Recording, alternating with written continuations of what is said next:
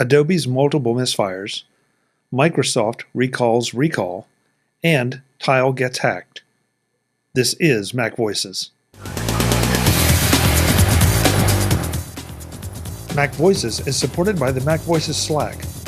Discussions, questions, and answers, and a place to talk tech with your friends. The MacVoices Slack is available to all patrons of MacVoices. Sign up at patreon.com/MacVoices and join in. Okay, so this is going to get fun with this one because I'm kind of rolling three stories into one. And that's the some of the current trials and tribulations of Adobe. Last week, they changed their terms of service and wound people up because it looked like they were trying to claim ownership or at least right of use of people's creations or what they were using in the in the Adobe Cloud. So then they came back, they backpedaled on that, said, oh no, that was never our intention. I think now we have to wait, though, to get a newly updated terms of service because the lawyers had to go back and bless it, of course, which is fairly reasonable.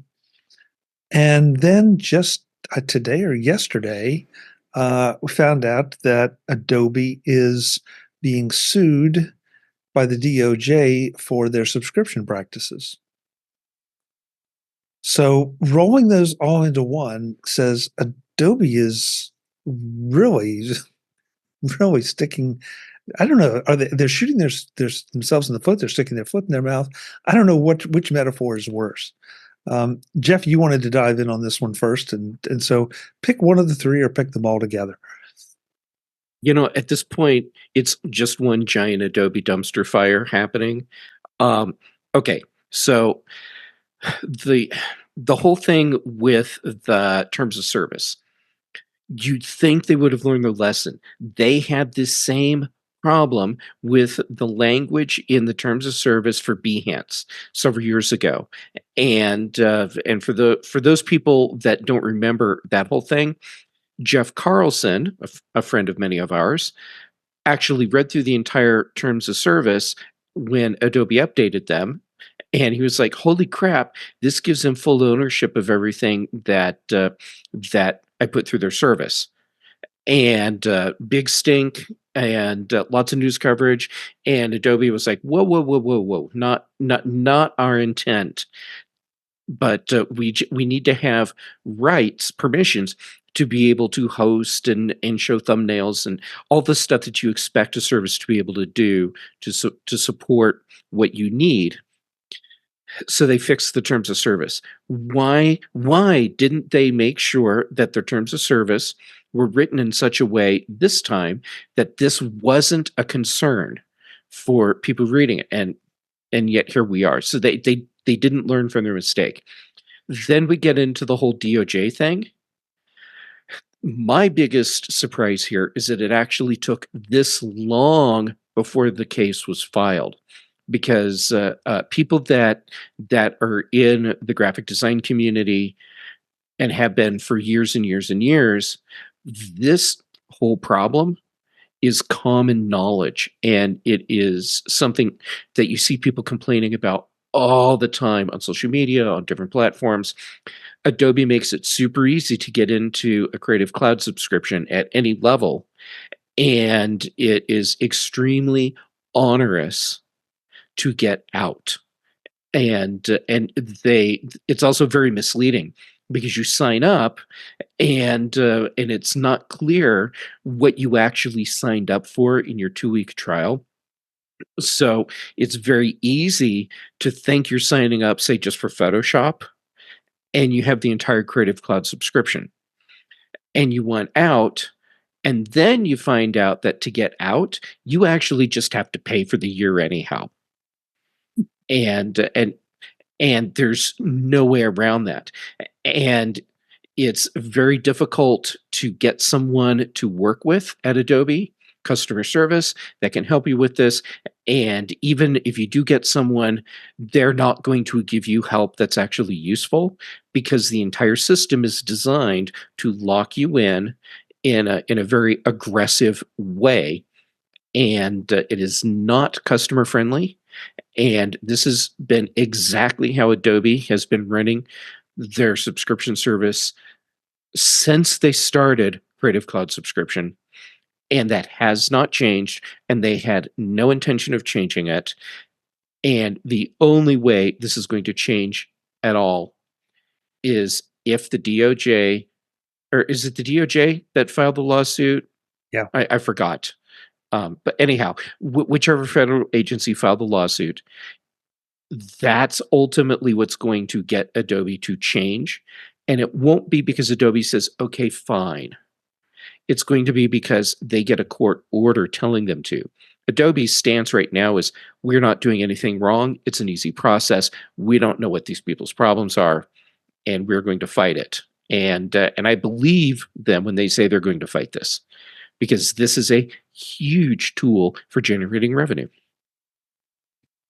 So I want to give a case in point, and I like Adobe software. I think that the company does a great job. I know we've gone back and forth in their pricing models. They're a company that is primarily for honest to God professionals. I just put a link in both chat rooms to a service they offer that's called Adobe Podcast AI. And I want to tell you, this software is magic, because it will take the worst audio, the most echoey room that you have, and make it sound like it was done in a recording studio. It is truly amazing. I would seriously consider subscribing to this if I could figure out how much I was going to have to pay. If you want to follow the link that I just sent you, and you can find out what I'm subscribing to if I subscribe to the premium package, and how much I'd be paying and how long I'm locked in for, I would love to know, because I've spent an hour going through this and just finally surrendered and said, there are other services out there that may not be quite as good, but at least I understand them. So this is how it works for so much what Adobe does. Check you're not alone. And part of my soapboxing frustration with this is that Adobe does make really good products. They don't need to treat us like this. People will use the products anyhow because they're good.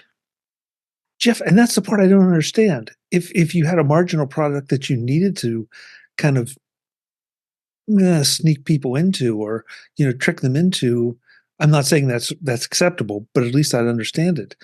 But these are flagship industry leading programs, and they're doing some amazing things as they add more features to it. They don't need to do this. Somebody needs to fire the legal department or something, and then the subscription department right behind it. It's deeper than that. It's deeper than that. I think this is signs of just a really rotten, stinky corporate culture. Because they're so dependent, on recurring revenue, that they'll go to all lengths, reasonable and unreasonable, and outright customer hostile. And I've been on the receiving end of that. So I think, truth be told, the second story that led me to creating this thing was reading these stories about Adobe. So, I have no love lost for them, because I think their commercial practices are reprehensible. My experience, and this goes back a number of years, was that on the surface they were making it easy to get out, but at the last point, you'd get nowhere. You get bounced right back to the beginning of the process. So it sounds like you have to have this infinite loop of steps you have to go through in order to cancel your subscription. So actually, I hope on this case that I hope that their class action goes out against them, because I believe there's a lot of bad feeling against them, and it's all about karma. And I think they've earned a lot of bad karma and wrath of and punishment from opportunistic lawyers because of behavior that they voluntarily entered into, and the bad they've done in the world. And with that, I'm going to have to say at Mark Fuccio on X, and I'm going to need to leave. Good to have you, Mark. Thanks so much. Okay, see you all next week. Take Okay. care. Yeah, Mark's like, peace out. Yeah. Peace out. Hey, Chuck, Yeah. in the comments in the live chat, Barry made a comment, maybe time to switch to Affinity. Since I can't actually type in here, stupid YouTube, Barry, as long as you don't need Adobe specific, Creative Cloud specific features, in many cases that's related to collaboration, the Affinity products are fantastic. I switched to them years ago. I have paid for them out of pocket, so not like free copies because I'm in the industry. I'm paying out of pocket to use these, and I'm very happy with the Affinity products. And the podcast service I just mentioned, Jeff, I'm using to sweeten the audio on these. I'm using a competing service. I would seriously love to at least try this on a more regular basis. And there is a free demo where you can do up to 30 minutes, but we obviously go a lot longer than 30 minutes. And that's per day. But I don't know what I don't know what it's going to cost me. How many arms am I going to have to give away? Brian? Yeah, I was just thinking on this article, specifically on the part about the ownership rights and things of that nature, and how it was talking about how so many, even some big name people were switching over to different brands because of this incident. And I'm just thinking of it from a person who does training and support. What an incredible headache! The loss of productivity, the loss of you have deadlines to meet, you have things that you have to get done right away, and you're switching over to a different company.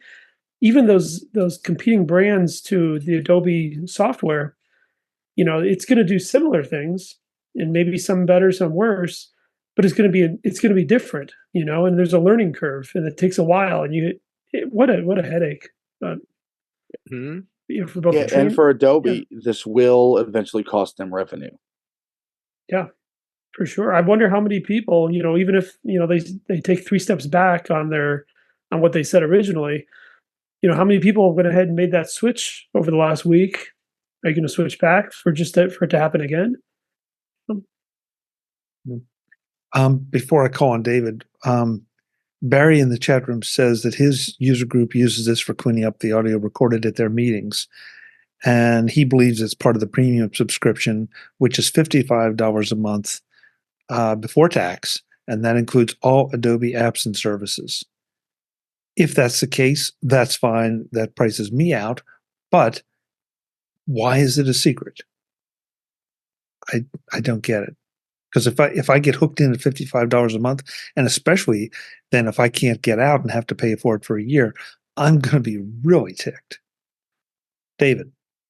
I was just going to say, they have it on this page talking about the Adobe Podcast Express Premium. It adds other enhancements. I don't know if they're appealing to you. I just don't see any appeal to it. It says start a 30-day trial, but I think it's $99 a year. I just don't know if that's going to add any enhancements or bonus to that. As far as Express Premium goes. Where are you seeing $99 a year? When you click the free trial, it brings up pick our subscription, and it says $9.99 a month or $99.99 yearly on the right on the podcasts. Okay, when I click on it, it's demanding that I give them my Adobe ID. So I just put it in our private chat, but that's why I went to enhanced. But that's what I saw. So okay, all right. Let's see, Marty. Yeah, I use a competing product to do the kind of audio editing, but I also use Audition, and I use Premiere, and I use Acrobat. So I have a suite that I pay for. Also, the university I work at has educational discounts. You can get the suite at a much cheaper rate. But I just went to try the link that you had put in and clicked on it, and it said, I have premium access once I logged into my account. So I think in some ways I'm already paying for it. Well, then you should be checking it out. That's what I'll do. Because it's just the podcast enhanced, because I've used the trial version and it is amazing. So yes, send Chuck your login. Thank you. I would appreciate that. Well, since we're on a roll with some of this stuff, how about the Sonos dust up, where they removed the language that said that they would not sell your private data? Now, okay, somebody give Jeff oxygen. He needs it. Oh, bless their hearts. Oh, I'm sorry. I didn't mean to interrupt. I'm sorry. No. Jeff, I had the same reaction. Look, I'm a Sonos user, and I really love my Sonos products. But and if they are going to do this, fine. They get caught at it, own up to it, and just say, yeah, we need this to keep things going, or this is part of our new business model. But why do these people think they can keep getting away with this? Because they can. No, they get caught every time, Jeff. And then they keep doing it. Does that hurt their business? Does getting caught hurt their business? That's something we're not going to know, Jim, but it sure doesn't make me feel unhappy, but I'm not sure if it hurts their business. Yeah, but in a world where we're seeing more and more of this is becoming more and more of an issue. I just, and we'll get into it in another story a little bit later. Along the same lines, why do people still send spam? Does that ever work? Apparently it must, right? Enough times, yeah. Yeah, Craig in our chat a minute ago talking about Adobe, but it applies here. He says, what is wrong with these people? And that's the way I feel about it. I'm grossly disappointed in Sonos. Chuck. And Jeff. Here's the thing. Most people that are using Sonos products have no idea that the terms of service have changed. And even if they did see something that popped up and said, click here to accept our new terms of service, they just did so they can keep doing their thing. They didn't read anything. They don't know. So it's not going to impact them in that they're not going to stop using Sonos products. I did. Well, with what they've invested, Jeff, yeah, I'm sure they're not going to. We're that special group, the special needs group. we're that echo chamber group where like Adobe started doing the stuff they were doing, and I realized it's not worth my money to be part of this. I was out.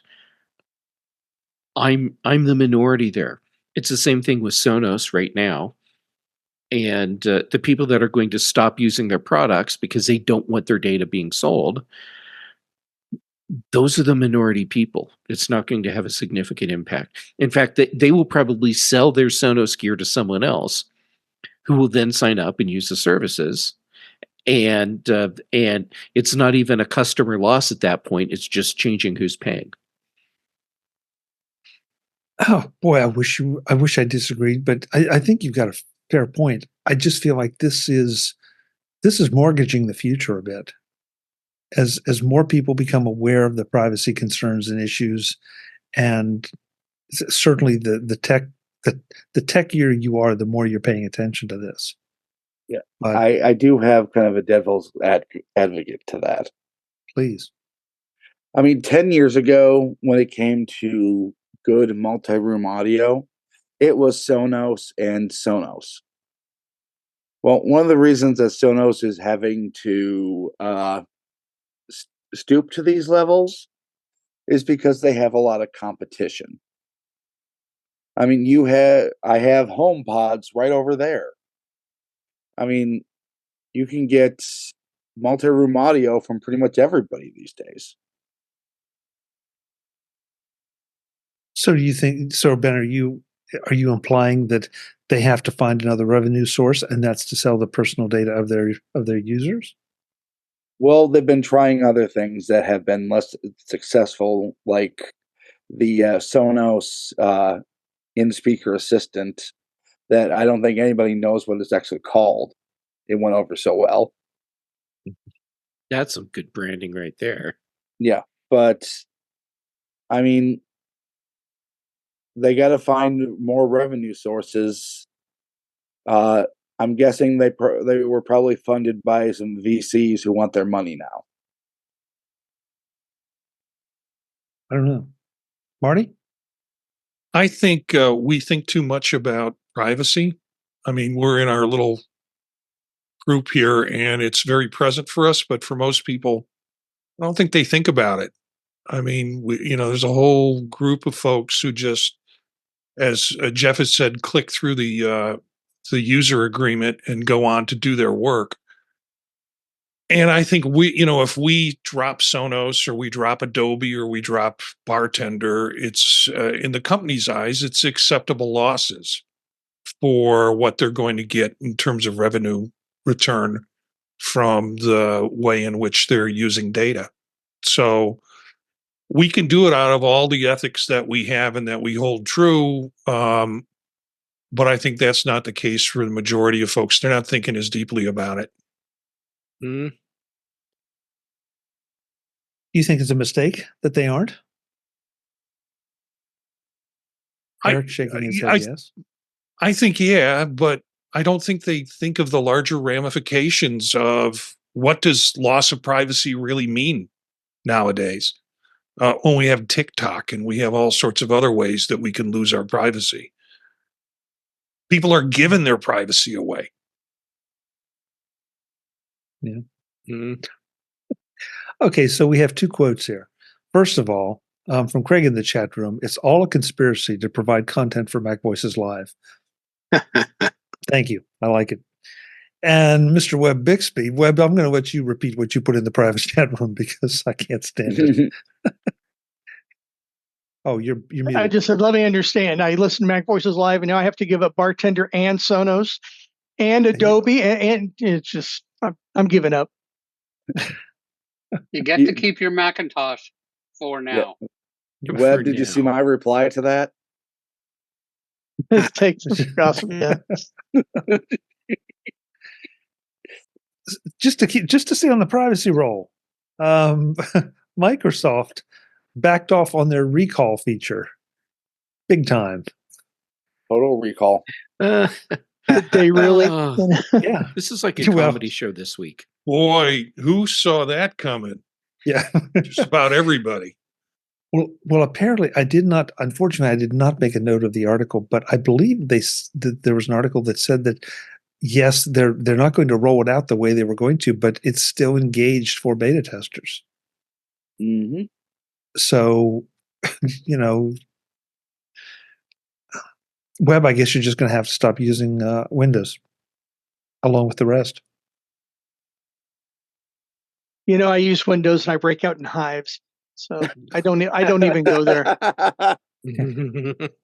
Well, hopefully this will be like calamine lotion for you. And I don't see how Ginsburg can even stand it. It's why are they doing this all the time? I do it. I don't have a choice. Yeah. It's a money thing, huh? It's one of making a living, huh? No, he's got a dirty job. Yeah. I do. Some of us have to do it.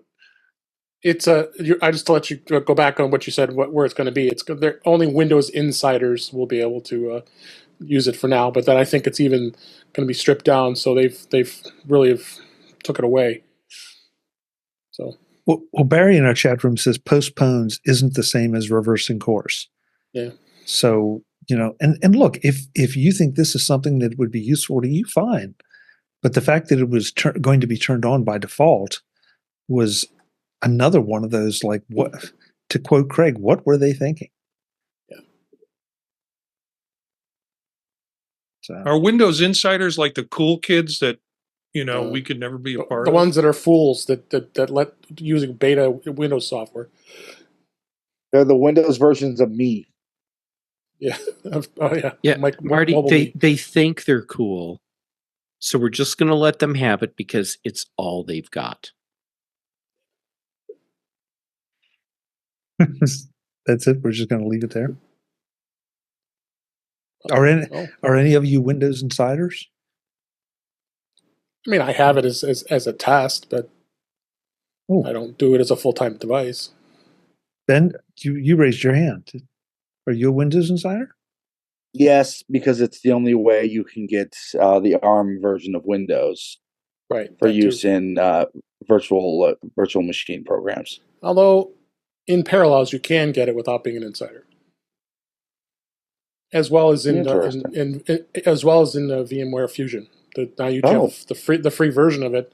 I downloaded to try out the free version of VMware Fusion for Mac, and you can definitely you have to purchase a license for Windows, but you definitely can download it and not be an insider. Interesting. Barry says I only have to use Windows for 5 more days. Woohoo! So does that I wish mean I could say that.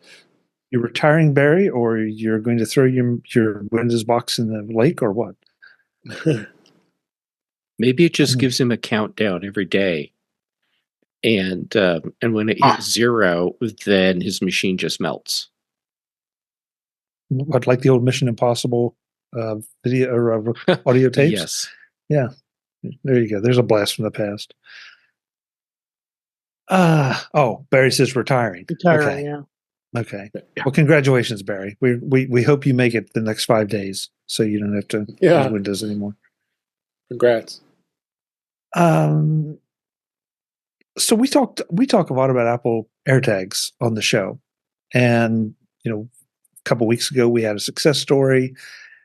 Well, we finally have a Tile story.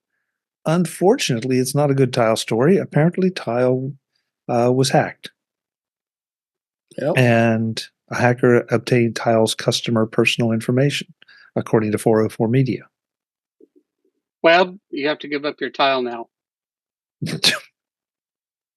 Oh my gosh. Good one, Jim. Well, all you're going to have left after this is the tuxedo shirts. That's going to be it. Bring back the clip-on. One of the reasons I brought this up, though, is I was really curious to see how many of you saw this. Yeah. Not until you shared the article with us. Okay. I saw it. Did you? Okay. Simply because, we made the point a couple weeks ago when we had that tools recovered story. If it's Apple, it's front page news. If it's some of these others, and nothing wrong with Tile, and this can happen to anybody, I get that. But it doesn't generate the buzz. Not even close. Gadget felt so. Well, yeah. It also said that a tool that processes law enforcement location data was accessed, and they gained access to it. So I'm not sure how good I would feel about that right at the moment. Bad. That's how you should feel about that. Really bad. Well, it sure doesn't seem like a good thing. It seems like Tile always kind of fell under the radar for many years. I mean, that's why, probably. Yeah, and I mean they had and have a good product. Yeah, absolutely.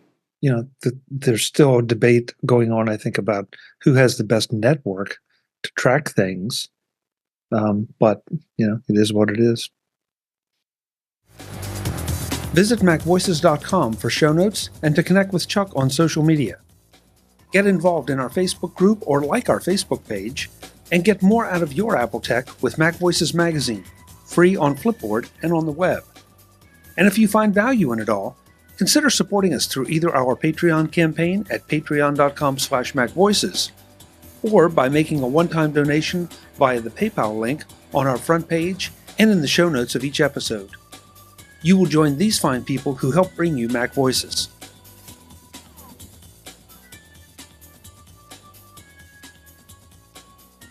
Advertising handled by Backbeat Media at backbeatmedia.com. Bandwidth provided by CacheFly at cachefly.com.